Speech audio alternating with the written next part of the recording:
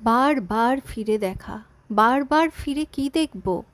না সেই জায়গাটা যেখানে স্বয়ং মা, স্বয়ং বাবা আর স্বামীজি বারবার তাদের পদধূলি দিয়েছেন। আমরা বাঙালিরা ঘুরতে খুব ভালোবাসি, আর সেই ঘোরাটা যদি আধ্যাত্মিকতার সাথে যুক্ত হয় তাহলে তো আর কোনো কথাই নেই। আজকে সেরকমই একটা নতুন ব্লগ নিয়ে তোমাদের সামনে হাজির হয়ে গেলাম। আশা করি তোমাদের ভালো লাগবে, আর আমার অনুরোধ থাকলো তোমরা সবাই যেন প্রথম থেকে শেষ পর্যন্ত একটুও স্কিপ না করে দেখো। আমি যেটুকু জানি সেটুকু আজকে তোমাদের সাথে শেয়ার করব। শ্রী শ্রী রামকৃষ্ণ পরমহংসদেবের তিরোধান হয় 16th August 1886। আমাদের সবার প্রিয় জগৎজননী সারদা মা বুঝতে পারলেন যে একটি জায়গার দরকার, যেখানে বাবার নাম করে যে সমস্ত মানুষ সংসার ত্যাগ করবে আর বাবার ভাবধারাকে এগিয়ে নিয়ে চলবে, সেসব মানুষদের জন্য একটা আশ্রয়ের দরকার, একটা মাথা গোঁজার ঠাঁই দরকার। তাই জগৎজননী সারদা মা বারবার শ্রী শ্রী রামকৃষ্ণদেবের কাছে প্রার্থনা করতে লাগলেন যাতে সন্ন্যাসী সন্তানদের একটা মাথা গোঁজার ঠাঁই হয়। বিশেষত মায়ের অনুপ্রেরণায় আর বাবার আশীর্বাদে স্বামী বিবেকানন্দ এই বেলুড় মঠ প্রতিষ্ঠা করেন। বিকেল 3:45 আমরা রেডি হয়ে গাড়িতে উঠলাম। আমরা ক্যাব বুক করে নিয়েছিলাম, যেহেতু ছোট বাচ্চা আছে তাই ক্যাবটা বুক না করলে ট্রাভেলটা খুব একটা আরামদায়ক হবে না। সাথে বয়স্ক মা বাবাও আছেন, সেজন্য তাদের তো শরীরও ভালো নয়, সেই কথা ভেবেই ক্যাব বুক করে নিয়েছিলাম। তো ক্যাব বুক করে আমরা ওখানে মন্দিরে চলে গেলাম 3:45। মোটামুটি 1 ঘন্টা মতন সময় লাগলো। আমরা 4:45 ওখানে পৌঁছে গেলাম। মনটা বারবার গুনগুন করছে, ওম জননীং শারদাং দেবী শ্রীরামকৃষ্ণম জগদ্গুরু পাদপদ্মে তয়োশ্রিতা প্রণমামি মুহুর্মুহুঃ। তব কথামৃতম তপ্ত জীবনম কবিভিরীড়িতম কল্মষাপহম শ্রবণমঙ্গলম শ্রীমদাততম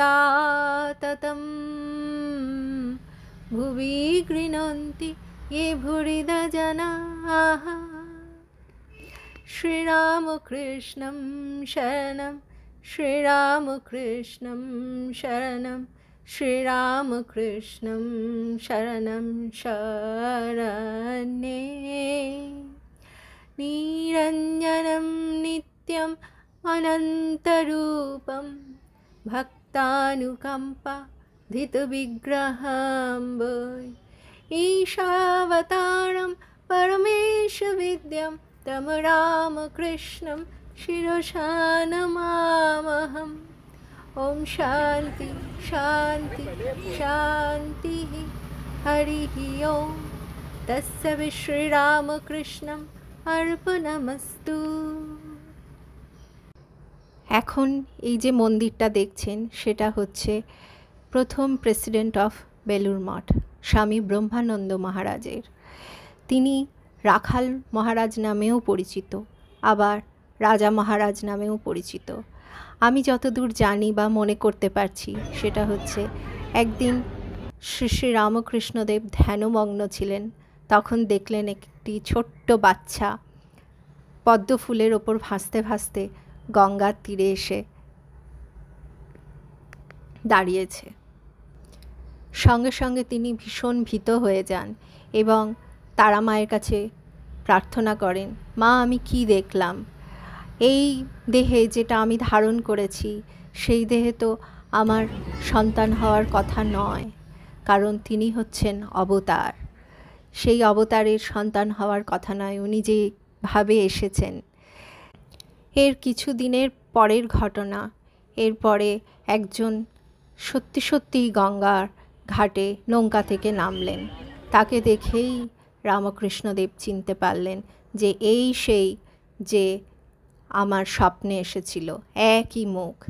তারপরে ইনি বৃন্দাবন থেকে এসেছেন। তো আমরা তো সবাই জানি শ্রী শ্রী কৃষ্ণ ভগবান যিনি বৃন্দাবনে বিরাজ করেছিলেন সেই যুগে, মহাভারতের যুগে।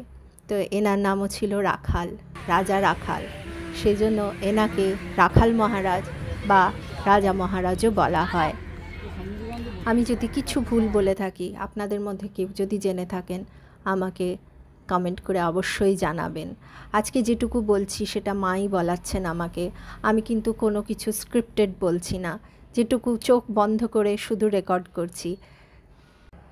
এরপরে আমরা চললাম শ্রী শ্রী রামকৃষ্ণদেবের পুরনো মন্দিরে, যেখানে বাবার জীবনের অবসান হওয়ার পরে উনি যখন এই ধরিত্রী মাতার বুকে বিলীন হয়ে গেলেন, সেই অংশটুকু মানে ওনার যে ছাই বলা হয়, যেটাকে আমরা দেহাবশেষ যেটুকু থাকে, সেটা ওখানে রাখা আছে, একটা কলসের মধ্যে প্রতিষ্ঠিত করা আছে। আর অপূর্ব একটা সুন্দর ছবি রাখা আছে।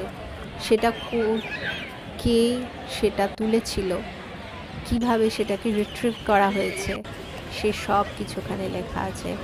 আর যদি বিভিন্ন মহারাজের বই আপনারা পড়ে থাকেন, যারা ওই মন্দিরে মানে সেবা কাজে নিযুক্ত থাকেন বা পরিষ্কার পরিচ্ছন্ন করেন, তাদের মধ্যে কী ধরনের অনুভূতি হয়েছে সেগুলো যদি জানতে পারেন তাহলে বুঝতে পারবেন বাবা ওখানে কিন্তু সশরীরে বিরাজ করছেন। তাই ওখানে গিয়ে বেশ কিছুক্ষণ বসে প্রার্থনা করার চেষ্টা করলাম। যেহেতু ছোট বাচ্চা আছে তাই হয়তো অতটা প্রার্থনা করতে পারিনি, তবুও চেষ্টা করেছি যাতে মনে প্রাণে একটু মন্ত্র জপ করতে পারি। জানি না কতটা কি করতে পেরেছি, সেটা বাবাই বলতে পারবেন। কিন্তু আমি প্রার্থনা করব সবার কাছে যারা মন্ত্র দীক্ষা নিয়েছেন বা যারা বেলুর মঠের সাথে আত্মিক একটা সম্পর্ক অনুভব করেন, তারা অবশ্যই অবশ্যই বাবার পুরনো মন্দিরে যাবেন। সেখানে ভীষণভাবে শান্তভাবে সব রকম সাইলেন্স মেনটেন করে ওখানে বসবেন, প্রার্থনা করবেন।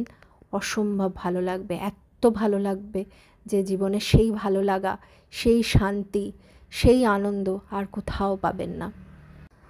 অনেকেই আছেন যারা শুধুমাত্র বিবেকানন্দের বাসভবনটা দেখেই চলে যান, যেখানে গঙ্গার ধারে একটা দ্বিতল ঘর আছে, যেখানে স্বামী বিবেকানন্দের সমস্ত ব্যবহৃত জিনিসপত্র আছে, শুধু সেটাই দর্শন করে চলে যান। কিন্তু আমি অনুরোধ করব, স্বামী বিবেকানন্দের বাসস্থানটা তো দেখবেনই, তার সাথে সাথে ওনার সমাধি মন্দিরটাও দেখবেন, যেখানে ওনার অস্থি রাখা আছে, সেটাও দর্শন করবেন যদি পারেন। সেখানেও যদি মন্ত্র দীক্ষা হয়ে থাকে তাহলে একটু বসে সাধনাও করতে পারেন। তবে আজকাল এত লোকের ভিড়, তাই ওপরে আর বসতে দেয়া হয় না।